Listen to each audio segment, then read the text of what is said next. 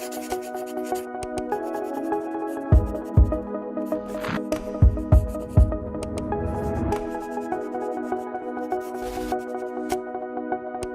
guys, Villes Ouvertes is still in LA. In the first video of this series, we talked about the river's history and the new opportunities that its revitalization opens up. So today, as promised, we're gonna unravel this mess.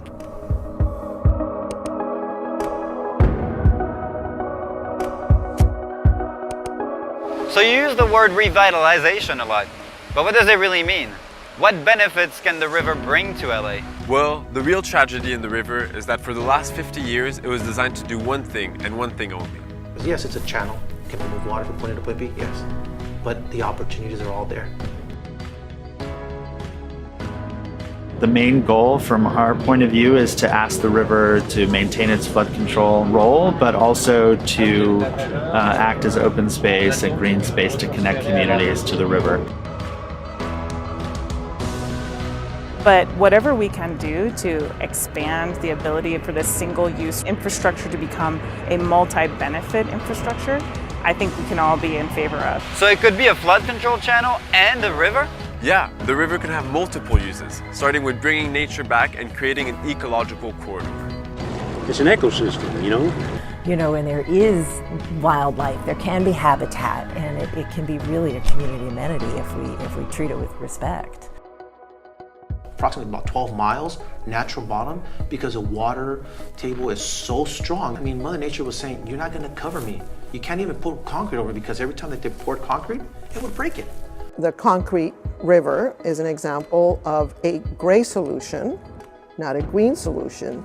It's the most quiet place in the city. You don't hear the traffic. It's like surreal how quiet it is.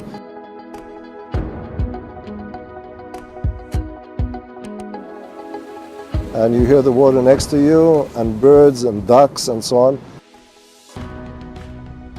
I think that we channelize the river at the cost of understanding our nature and environment. Full Art really sees as people being connected to nature, and the river is the place where we connect. Us humans are trying to coexist with nature, and if we take care of nature, nature will take care of us. Hopefully, soon enough, we'll see more fish, animals, and trees around the river. By making it an ecological corridor, it would also provide more open areas in a city that terribly lacks green spaces. So the whole issue of access to nature has been historically a big concern for many of us. Half of us can't walk to a park space in Los Angeles County. We want to find places where people can access open space. Frederick Olmsted, same person who designed Central Park, did a review of opportunity for park space in Los Angeles between the 1900s to 1920s. And Olmsted's plan looked at the 50 miles of the river as two 50-mile buffers of park space. So the earliest imagining of our city was to make the river the central park space.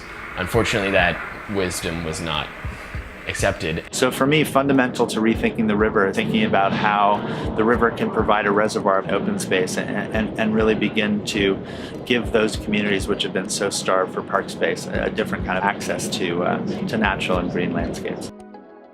This is in their backyard. And creating a new common open space can really also strengthen the social tissue in a city where people drive everywhere and where social segregation seems stronger than ever. And our hope is not to see a river that displaces community the same way that freeways have. We can't think of ecology and restoration as being separate from people, being separate from nature. So right now we are engaging communities that have not traditionally been engaged. It has to bring these communities who've long suffered injustice at being disconnected from their waterway. I think it's about participation by all. And so ultimately, the river, wherever it becomes, has to be something that's integrated with all of the communities of the 51 miles. This is as much about the restoration of the river as it is about the restoration of the people as well.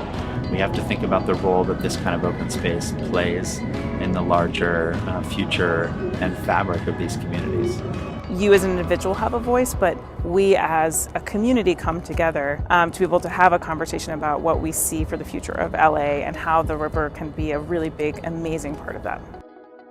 So it's a connectivity of a shared experience that ties entire region together.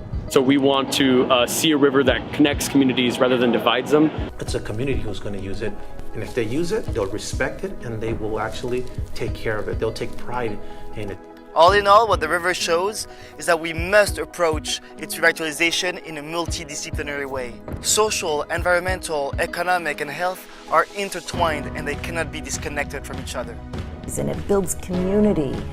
It offsets greenhouse gas emissions and transportation emissions. We're not just having an ecological conversation, we're having a conversation about public health, whether it's for recreation because you love to go cycling, or if it's about increasing the green space, or maybe it's also just about connectivity and showing arts and culture and creating a space for community to come together.